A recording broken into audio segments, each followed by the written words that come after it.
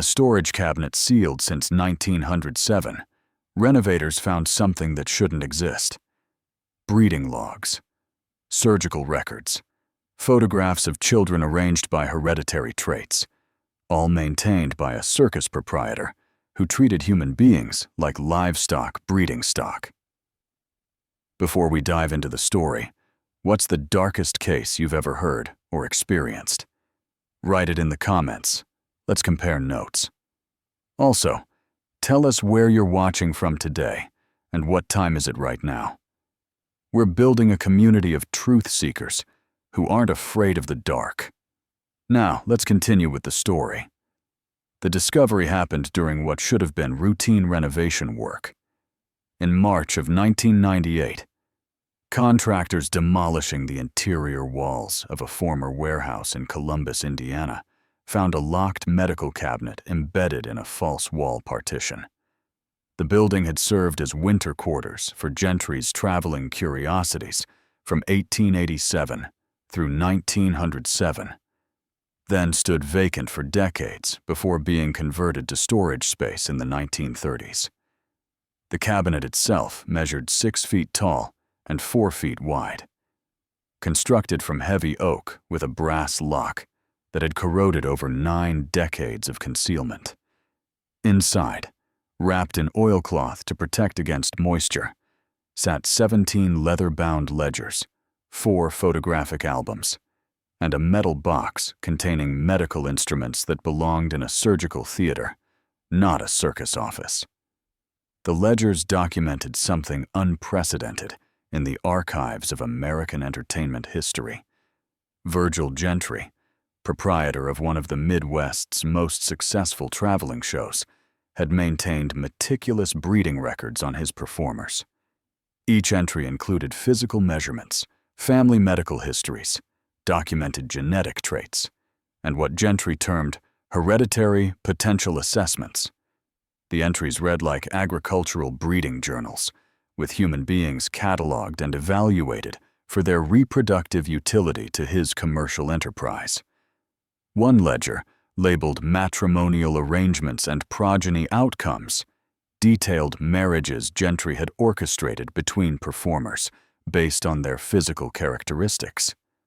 Another, marked Medical Interventions and Developmental Tracking, contained surgical notes describing procedures performed on pregnant performers, attempts to influence fetal development through dietary manipulation, and hormone treatments administered without consent or medical justification. The photographic albums revealed the systematic nature of Gentry's project.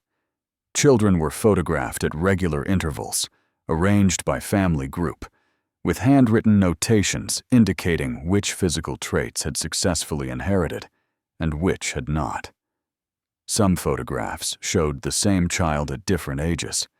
Others appeared only once, with cryptic notations like removed from program or transferred to institutional care. The Columbus Historical Society immediately contacted state authorities.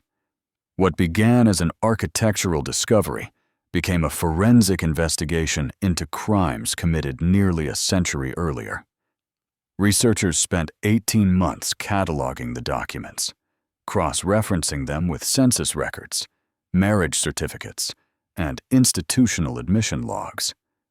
What emerged was a portrait of exploitation so systematic, so methodically documented, that it challenged assumptions about how thoroughly such abuses could be hidden within legitimate business operations.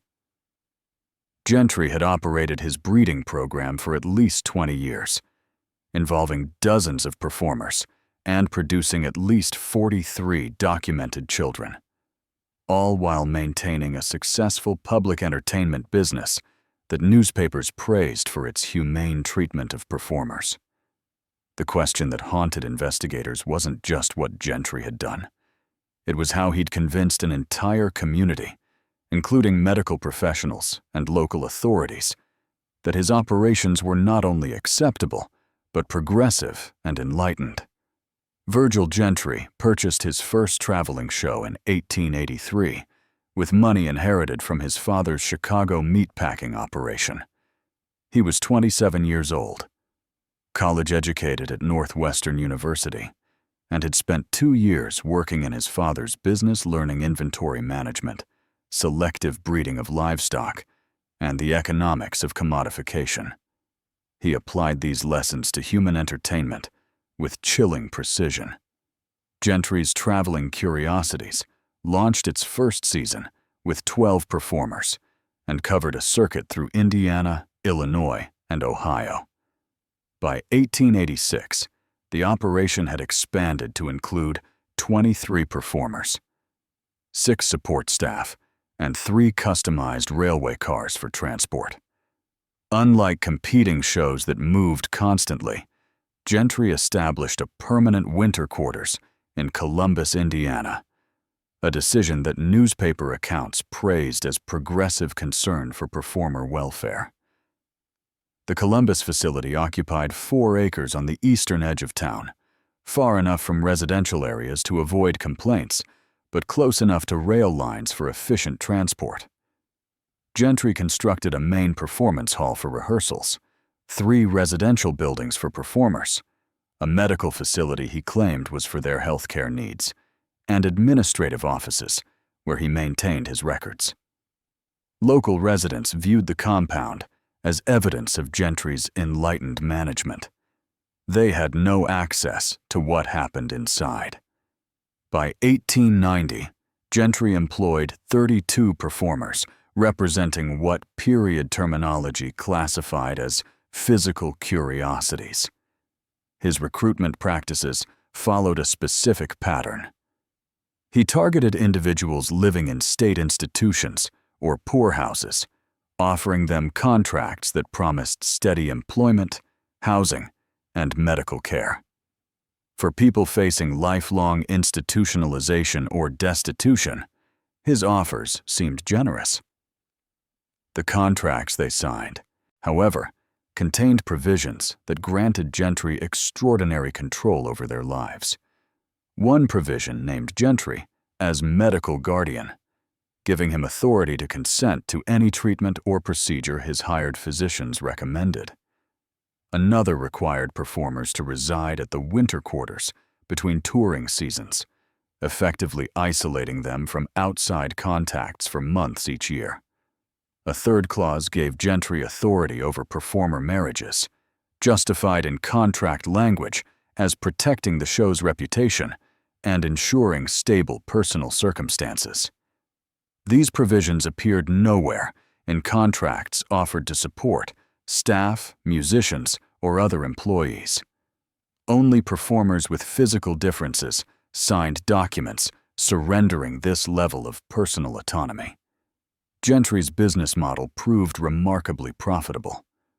While competitors struggled with the logistics of constant travel and performer turnover, his permanent facility reduced operational costs and allowed year-round control of his primary assets. Financial records from the Columbus County Archives show Gentry's operation grossing between $40,000 and $60,000 annually by the mid-1890s, exceptional revenue for a regional entertainment enterprise. He reinvested these profits not in improved performer living conditions, but in expanding his medical facilities. Between 1893 and 1895, Gentry added a second building to the Columbus compound, specifically designated for what he termed health optimization and genetic documentation. This facility contained examination rooms, a surgical theater,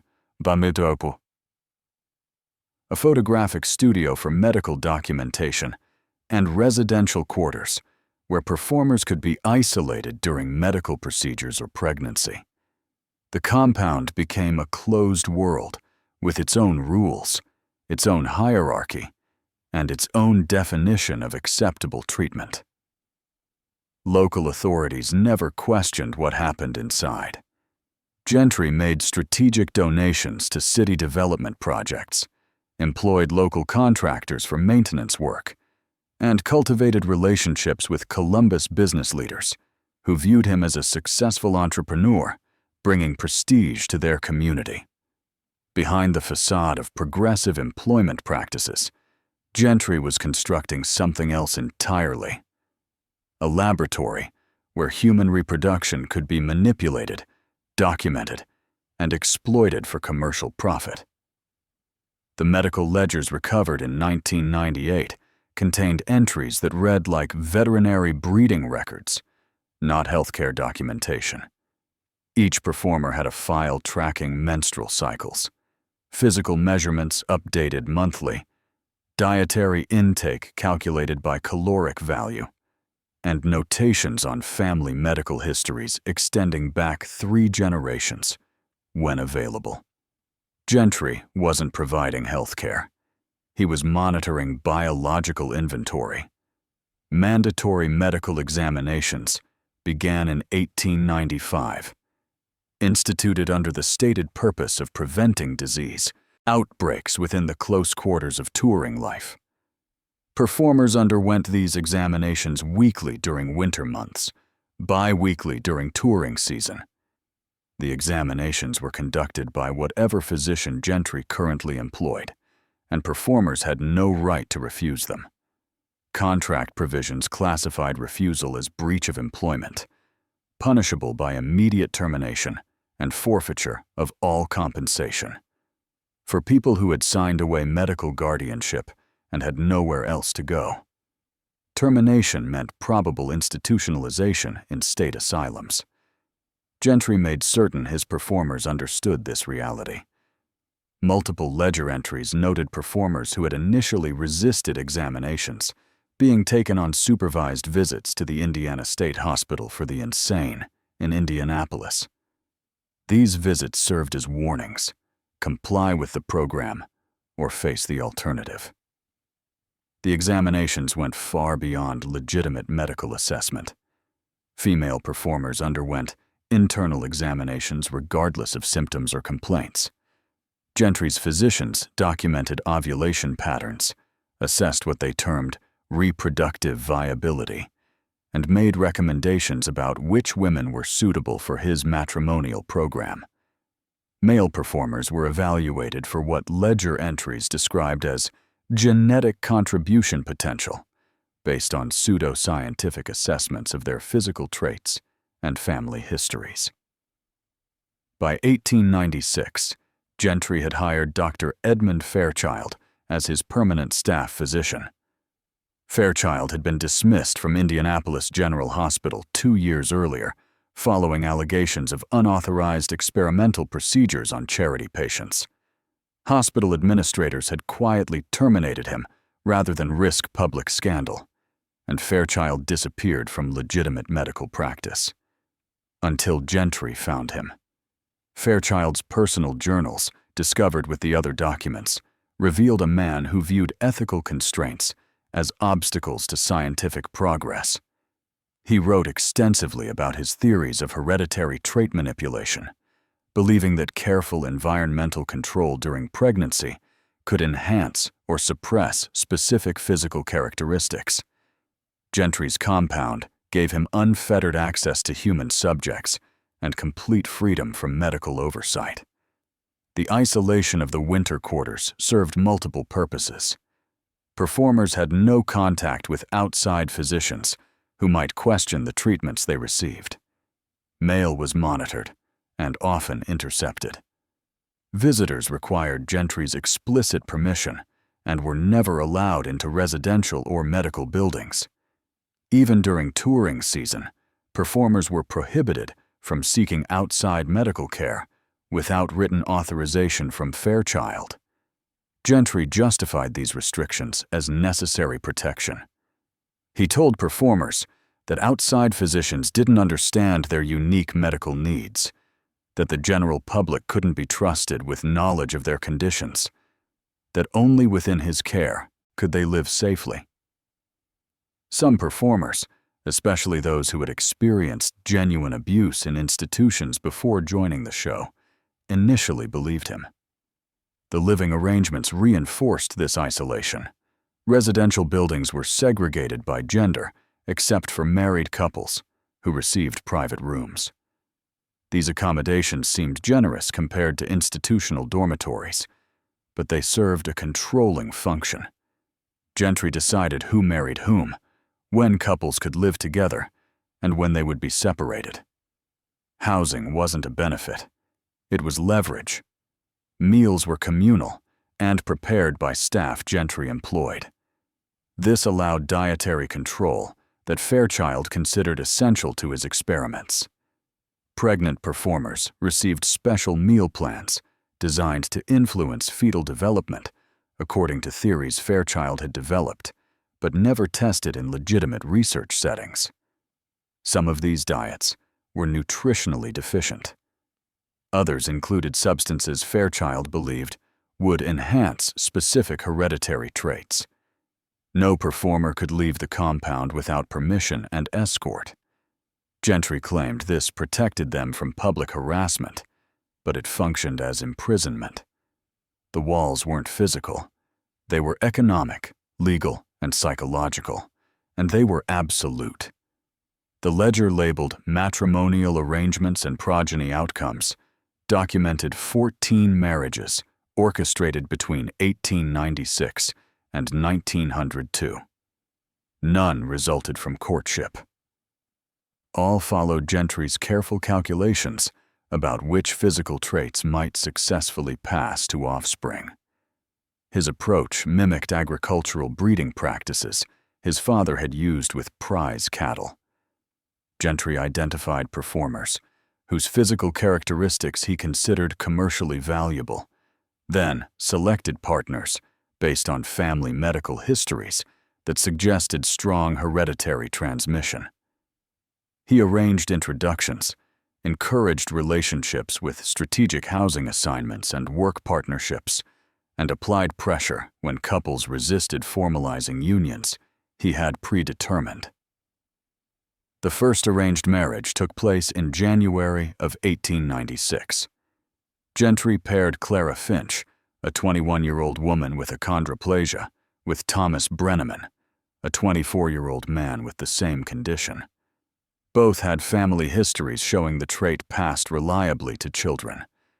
Gentry's notes indicated he expected their offspring would be commercially viable within 4 years of birth, treating the anticipated child as future inventory before conception occurred.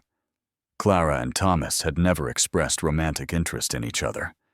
Ledger entries show Gentry called them to separate meetings, where he explained that marriage would provide them better housing, increased compensation, and improved security. He implied their contracts might not be renewed otherwise. They married 3 weeks later in a civil ceremony Gentry arranged and witnessed. The pattern repeated with calculated regularity. Gentry identified compatible pairs based on genetics, not affection. He reassigned living quarters to place chosen couples in proximity. He adjusted work schedules to force interaction. He offered financial incentives for marriage and implied professional consequences for refusal. Some performers genuinely developed affection for partners Gentry selected. Others simply complied because resistance seemed futile. By 1898, 7 couples lived in the married performer housing. Gentry monitored their reproductive activity with invasive precision. Fairchild tracked each wife's menstrual cycles and conducted examinations to confirm ovulation patterns. When pregnancies didn't occur within expected timeframes, Fairchild intervened with fertility treatments that ranged from herbal supplements to more aggressive pharmaceutical interventions he had developed through experimentation. When couples did produce children, Gentry evaluated the offspring with cold commercial assessment. Ledger entries noted which hereditary traits successfully transmitted and which did not. Children who inherited commercially valuable characteristics received notations like suitable for future development or exceeds anticipated potential. Those who didn't faced bleaker assessments. One entry from August of 1899 documented the birth of a son to performers Margaret and Daniel Ashford, both of whom had exhibited syndactyly. The child was born without the condition. Gentry's notation read simply, "Offspring genetically unremarkable. No commercial application. Consider alternative placement." What alternative placement meant became clear through cross-referencing with institutional admission records. Between 1897 and 1903, at least 6 children born to performers at the Columbus compound were transferred to state care facilities. Official records listed them as abandoned or surrendered by parents unable to provide care. The reality was that Gentry had deemed them commercially worthless and removed them from the program. Couples who produced children meeting Gentry's standards faced different challenges. They maintained custody, but under strict conditions. Children remained at the compound year-round, even during touring season. Gentry controlled their education, health care, and social development. Parents had limited authority over their own children's welfare. When marriages failed to produce desired results within 3 years, Gentry dissolved them with the same calculated efficiency he had used to arrange them. He separated couples, reassigned housing, and orchestrated new pairings. Divorce wasn't legally necessary, since he controlled every aspect of their lives, regardless of marital status. He simply moved people like chess pieces, pursuing genetic combinations that might yield profitable offspring. The emotional devastation of these forced separations went unrecorded in Gentry's ledgers. He documented only biological outcomes and commercial projections. The human cost of treating people as breeding stock didn't factor into his calculations.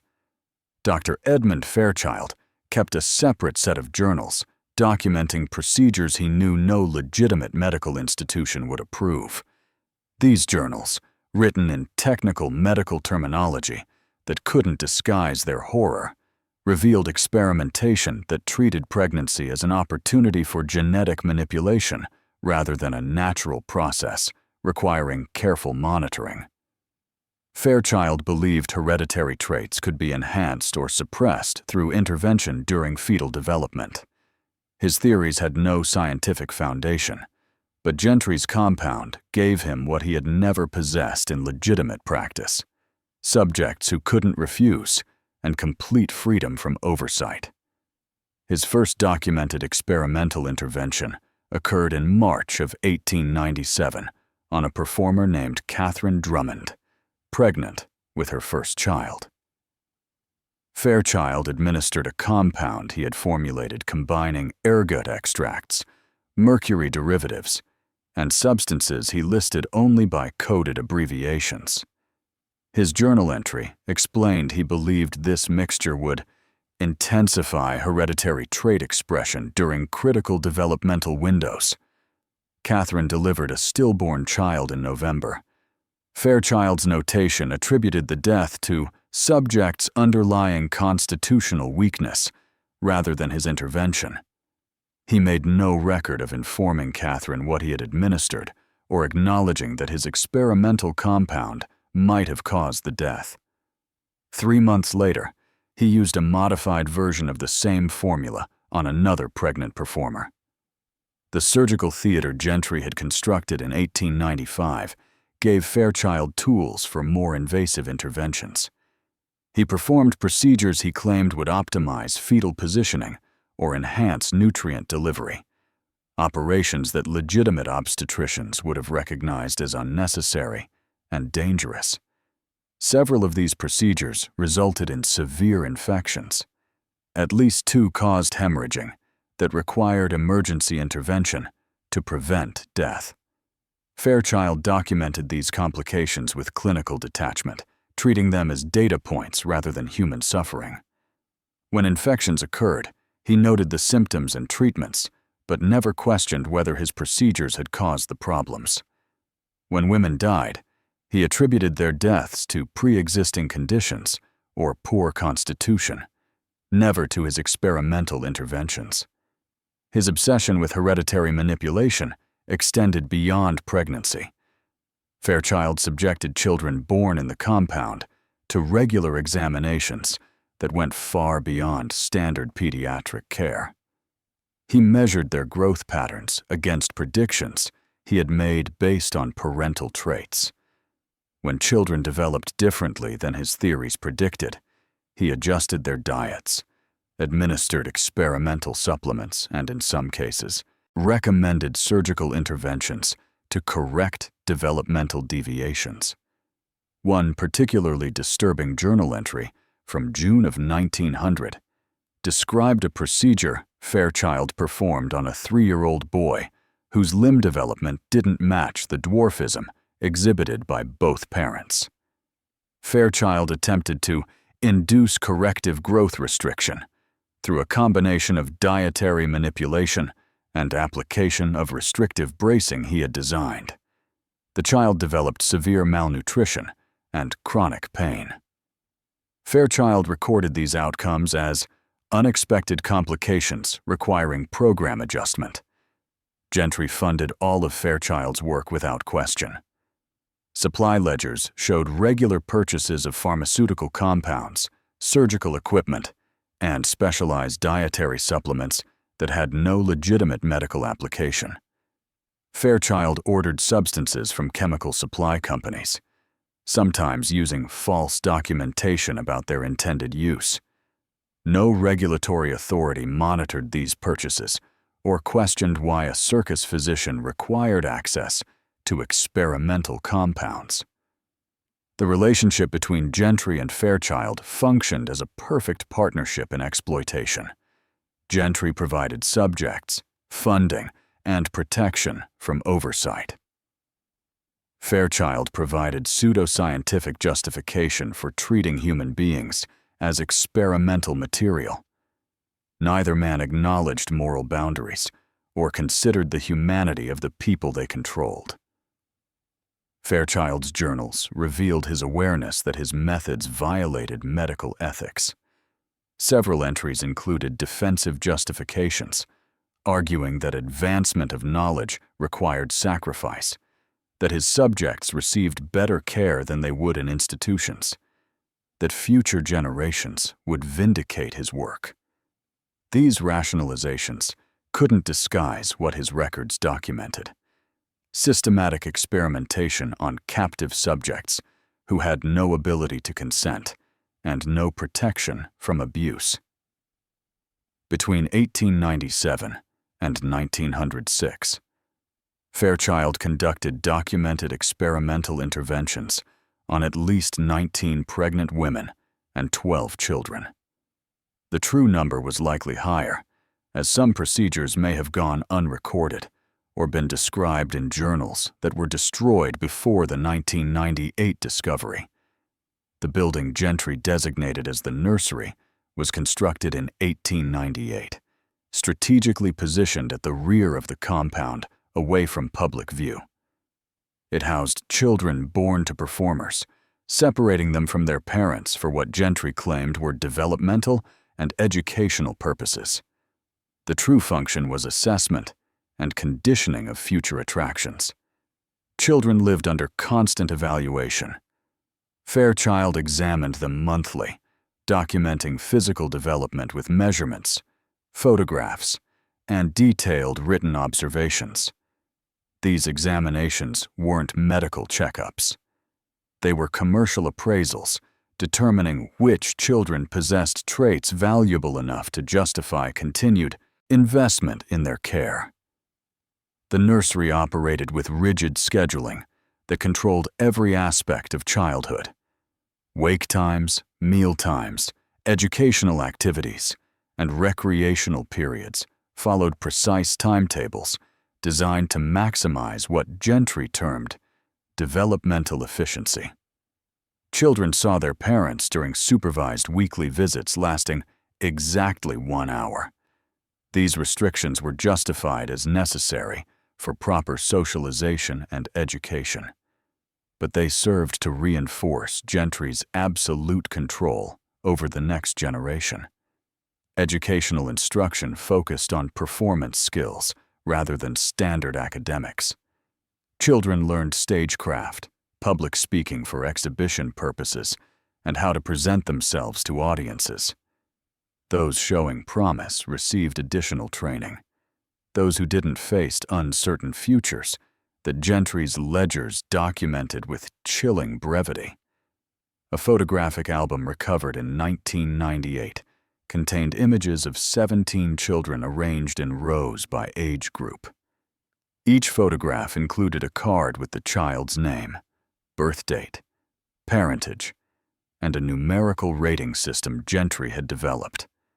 Ratings ranged from 1 to 5, assessing what he called exhibition potential. Children rated 4 or 5 received notations like suitable for future program development. Those rated 1 or 2 had notations that were far more ominous. Cross-referencing these photographs with institutional admission records revealed a pattern of disposal. Children deemed commercially unviable disappeared from nursery records within months of low ratings. State institution logs showed corresponding admissions of children matching their descriptions, listed as abandoned by unknown parents or surrendered by guardians, claiming inability to provide care. Gentry had developed relationships with administrators at several Indiana institutions. Correspondence found in his business files showed he made regular donations to these facilities. In exchange, administrators accepted children he transferred without asking uncomfortable questions about their origins or the circumstances of their surrender. The system functioned smoothly because everyone involved benefited except the children. One letter dated September of 1901, written by Gentry to the superintendent of the Indiana State School for Feeble-Minded Youth, discussed the transfer of a 4-year-old boy. Gentry described the child as born to employees no longer in my service, and explained he could not maintain responsibility for the boy's care. The letter included a donation of $200. The superintendent's response confirmed admission and thanked Gentry for his continued generosity to the institution. The boy's actual parents were still performing with Gentry's show when this transfer occurred. They had no say in the decision. Their son had failed to inherit the physical traits Gentry had anticipated, making him worthless to the breeding program. Gentry simply removed him, and the parents had no legal recourse to prevent it. Their contracts had granted him guardianship authority that superseded their parental rights. Children who remained in the nursery faced different but equally troubling futures. They were being groomed as performing assets, raised with the understanding that their value lay entirely in their commercial potential. Some were as young as 3 when they began stage training. By age 6, those rated highly were performing in exhibitions, their childhoods commodified before they understood what was being taken from them. The nursery's daily logs, maintained by staff Gentry hired to supervise the children, recorded discipline methods that would be recognized today as systematic psychological abuse. Children who resisted training faced isolation, food restriction, and threats of transfer to institutions. The logs documented these punishments matter-of-factly, treating child compliance as a management issue rather than a human rights violation. Between 1898 and 1906, at least 23 children lived in the nursery at various times. Only 9 remained there when the program ended. Gentry's control extended beyond medical guardianship and housing arrangements into every facet of performer existence. He had constructed a closed system where resistance meant destruction, and compliance meant survival under conditions that stripped away human dignity while maintaining the appearance of benevolent employment. Financial dependency formed the foundation of this control. Performers received compensation, but Gentry controlled how and when they accessed their own earnings. He established a company account system where wages were deposited into ledgers he maintained rather than paid directly. Performers could request withdrawals for approved purchases, but Gentry reviewed and authorized every transaction. The system prevented anyone from accumulating enough money to leave independently. Ledger records showed performers requesting funds for basic necessities like clothing or personal items. Many requests were denied with notations explaining the expense was unnecessary or excessive. Even small purchases required written justification. This wasn't financial management. It was economic imprisonment disguised as fiscal responsibility. The isolation of the Columbus compound served multiple control functions beyond preventing outside medical intervention. All mail entering or leaving the facility passed through Gentry's office. He opened and read every letter, censoring or destroying correspondence he deemed problematic. Several performers had family members who sent letters that never reached their intended recipients. Gentry kept these intercepted letters in a separate file, documented proof of his systematic prevention of outside contact. When performers did receive approved correspondence, Gentry monitored their responses. Outgoing letters had to be left unsealed for his review before mailing. Any attempt to communicate information about conditions at the compound resulted in the letter being destroyed and the writer facing disciplinary consequences. This surveillance ensured that family members and former associates received only carefully managed information, suggesting performers were content and well treated. Visitors required written permission, submitted at least 1 week in advance. Gentry granted these requests rarely, and only after investigating the visitor's identity and relationship to the performer. When visits were allowed, they occurred in designated areas with staff present.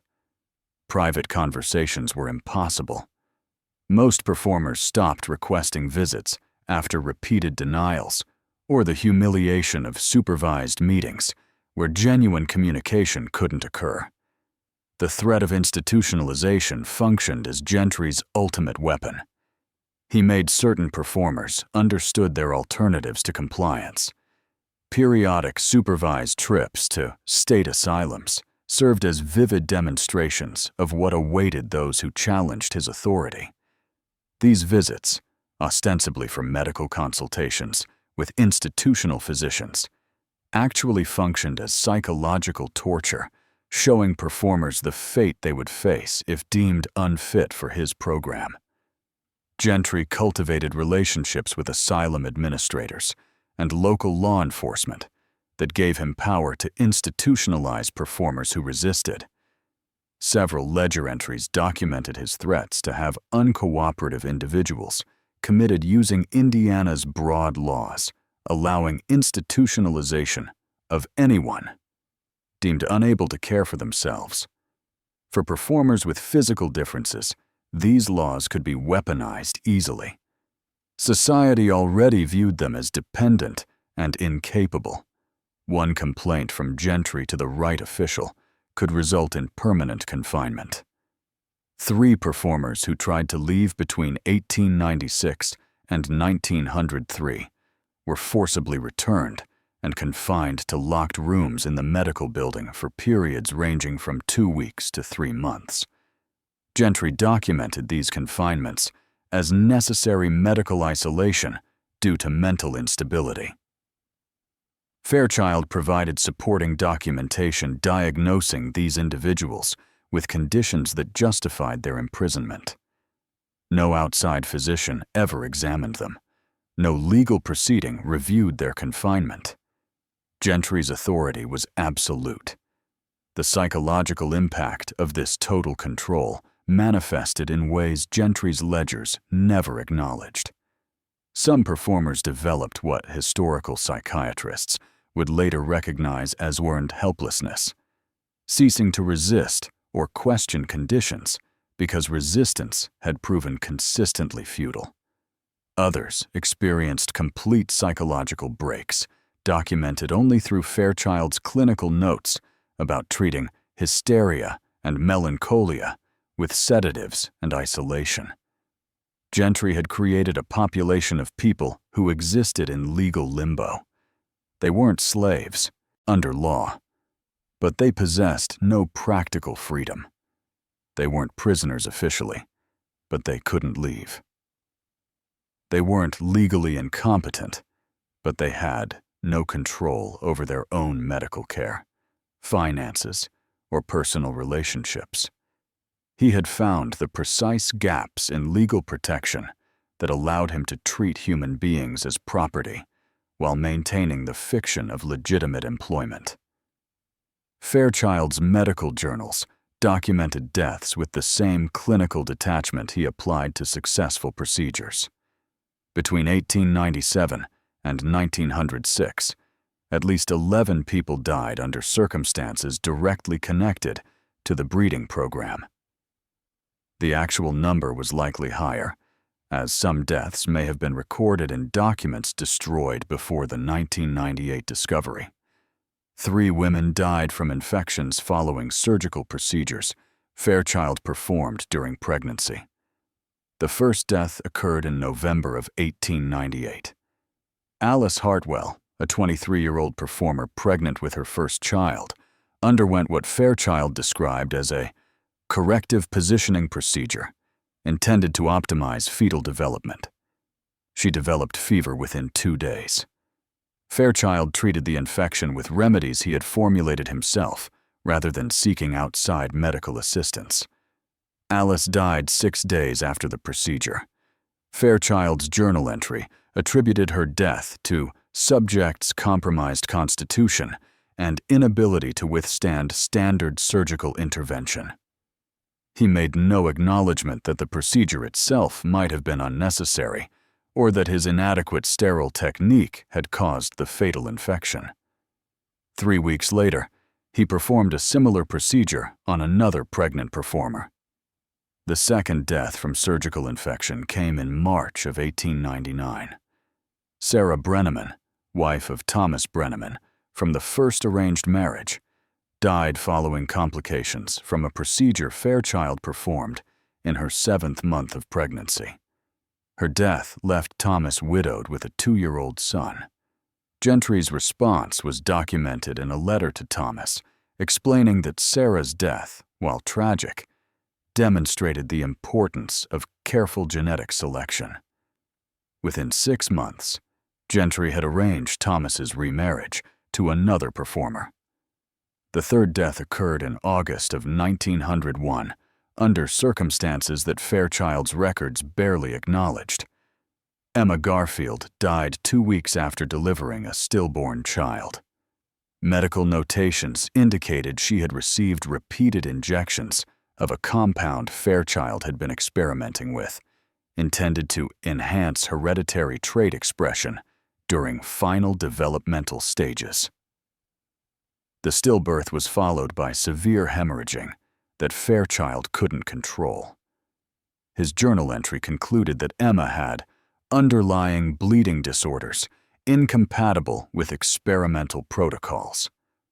4 performers died from what Fairchild classified as suicide, though the circumstances suggested these deaths resulted from the unbearable psychological trauma of the breeding program. In October of 1899, Margaret Ashford, whose son had been removed and institutionalized months earlier, was found dead in her room from an overdose of laudanum. Fairchild had been prescribing laudanum to treat what he diagnosed as melancholia following her son's removal. His records showed increasing dosages over several months. Whether Margaret intentionally overdosed or whether the accumulation of prescribed medication caused her death remained unclear. 2 other women died under similar circumstances involving sedatives Fairchild had prescribed for diagnosed mental distress. A 4th performer, Daniel Kessler, hanged himself in January of 1903 after Gentry dissolved his marriage and reassigned his wife to a new partner. The incident report Gentry filed with local authorities attributed Daniel's death to pre-existing mental instability, making no mention of the forced separation that preceded his suicide by less than 2 weeks. The remaining deaths included complications from childbirth that might have been prevented with proper medical care, and one case where a performer died from what appeared to be malnutrition despite adequate food being available. Fairchild's examination notes on this individual showed he had placed her on a severely restricted diet as part of what he termed a constitutional strengthening protocol. The diet continued even as she exhibited clear signs of starvation. She died weighing 73 pounds. None of these deaths triggered outside investigation. Gentry had cultivated sufficient relationships with local authorities that death certificates were issued without question. Fairchild, as the attending physician, provided cause of death determinations that emphasized natural causes or pre-existing conditions. Bodies were buried in the Columbus City Cemetery with minimal ceremony.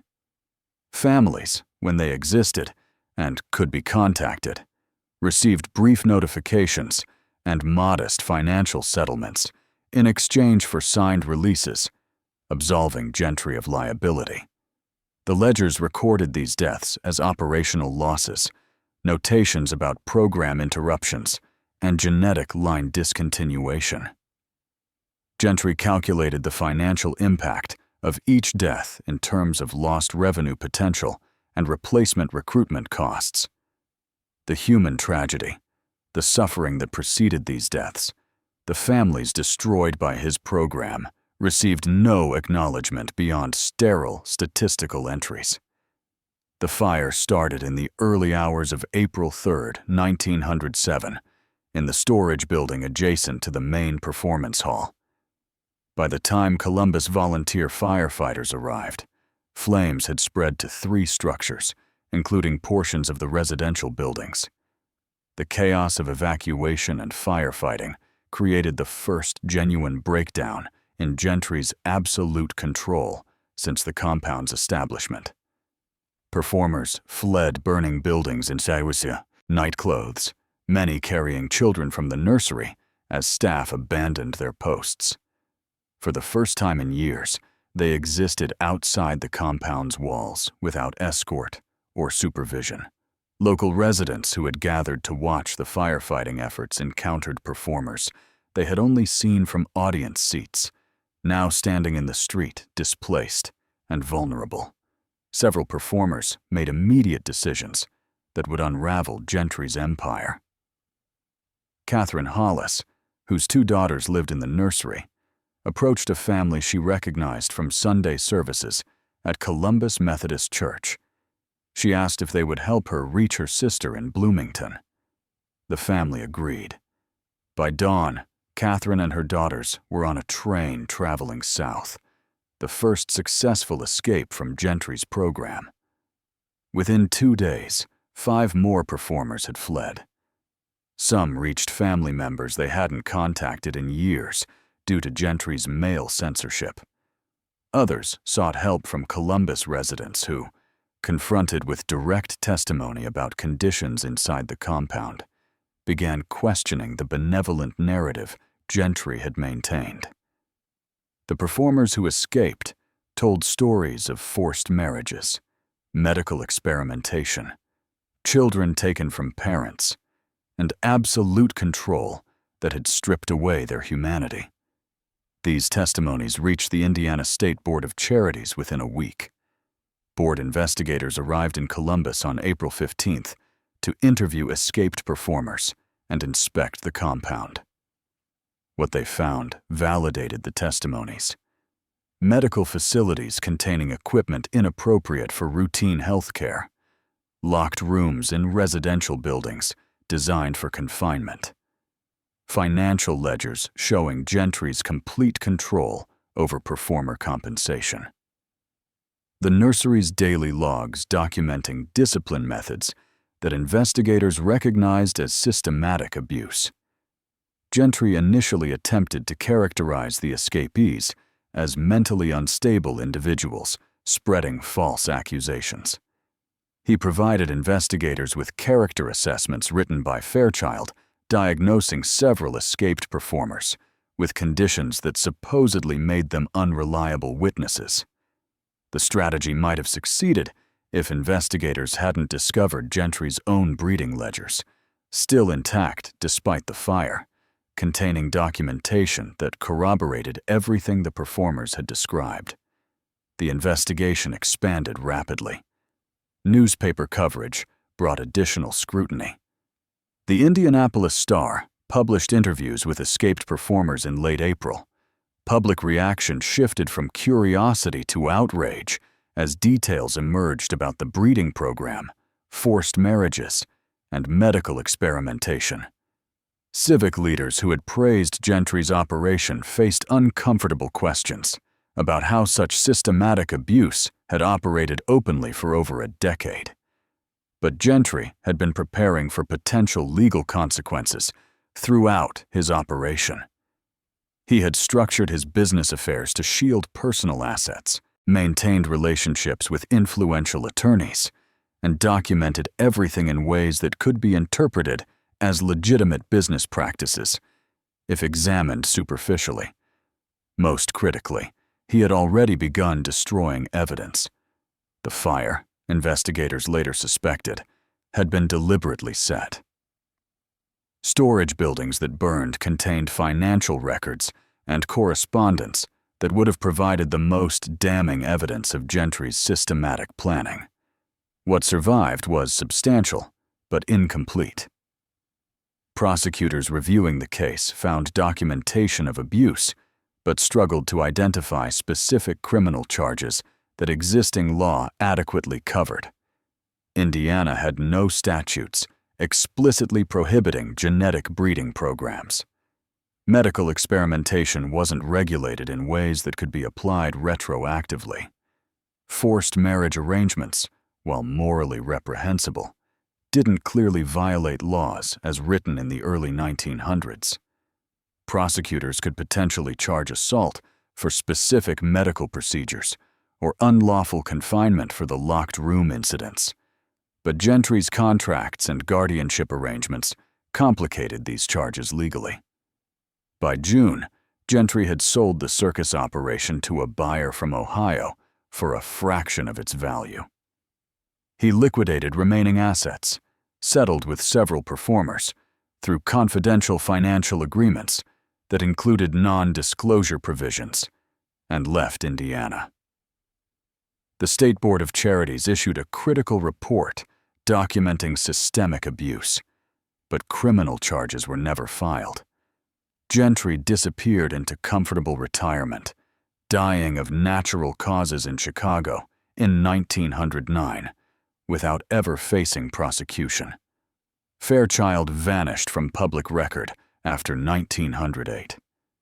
His medical license had been issued in Indiana before standardized national certification existed, and he simply stopped practicing under his own name. Whether he continued experimenting under different circumstances remains unknown. The 1998 discovery revealed what the 1907 investigation had missed. Gentry's carefully maintained breeding records documented 43 children born under his program between 1896 and 1906. The State Board of Charities report had mentioned children living at the compound, but never conducted comprehensive tracing of their fates. 91 years later, researchers attempted to answer the question no one had asked in 1907. What happened to the children? 14 could be traced to families. These were children whose parents had escaped during the fire chaos and maintained custody despite having signed away legal guardianship rights. Several of these families changed their surnames and moved to different states, severing connections to their circus past. Census records, marriage certificates, and death records allowed researchers to follow these 14 lives forward. Most lived into adulthood. Some married and had children of their own, breaking the cycle of exploitation their parents had endured. The remaining 29 disappeared into gaps in the historical record that suggested deliberate erasure rather than simple documentation failure. Cross-referencing with institutional admission logs revealed partial answers. 8 children matching descriptions from Gentry's nursery photographs appeared in admission records at 4 different Indiana institutions between 1898 and 1906. They were listed with generic identifying information: approximate ages, physical characteristics, notation that they had been surrendered by guardians claiming inability to provide care. None of these institutional records listed parents' names or family background. None mentioned Circus employment or the Columbus compound. The children simply appeared in ledgers as if they had materialized without history, admitted through processes that left no trail back to Gentry. His donations to these institutions had purchased not just admission without questions, but active cooperation in obscuring the children's origins. Institutional records showed some of these children lived for years in facilities designed for people deemed mentally or physically unfit for independent life. One boy admitted in 1900, at age 4, remained institutionalized until his death in 1948, at age 52. He had spent 48 years confined because Gentry had rated him commercially unviable at age 3. His entire life had been determined by an evaluation system designed to assess entertainment value, not human potential. For 21 children, no records could be found at all. They appeared in Gentry's breeding ledgers with birth dates and initial assessment ratings, then vanished from documentation completely. Some may have died in infancy or early childhood, buried in unmarked graves, or recorded under names that bore no connection to their documented nursery identities. Others may have been given to families through informal adoptions that left no legal record, a common practice in early 20th century child placement. The researchers who spent 18 months analyzing the recovered documents concluded their report with an acknowledgement of what couldn't be known. 21 children born into Gentry's breeding program disappeared so thoroughly that even their deaths couldn't be confirmed. They existed in photographs, in breeding ledgers, in nursery logs documenting their daily routines and developmental assessments. Then, they simply ceased to exist in any trainable record. The Columbus Historical Society established a small exhibit about the compound in 1999. It included carefully selected documents illustrating the breeding program's systematic nature without displaying the most disturbing medical details or identifying living descendants. The exhibit attracted modest attention, mostly from scholars studying the history of disability rights and the evolution of legal protections for vulnerable populations. The warehouse building was demolished in 2001. The land was redeveloped as a small commercial plaza. No marker indicates what once occupied the site. Most Columbus residents born after 1950 have no knowledge that their community once hosted a compound where human beings were treated as breeding stock and children were evaluated for commercial potential before being discarded if they failed to meet entertainment value assessments. The last known survivor of Gentry's program died in 2012 at age 106.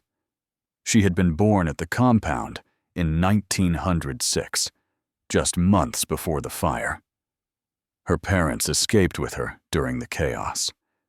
She lived a full life, married, raised 4 children, and never spoke publicly about her origins until researchers contacted her in 2003.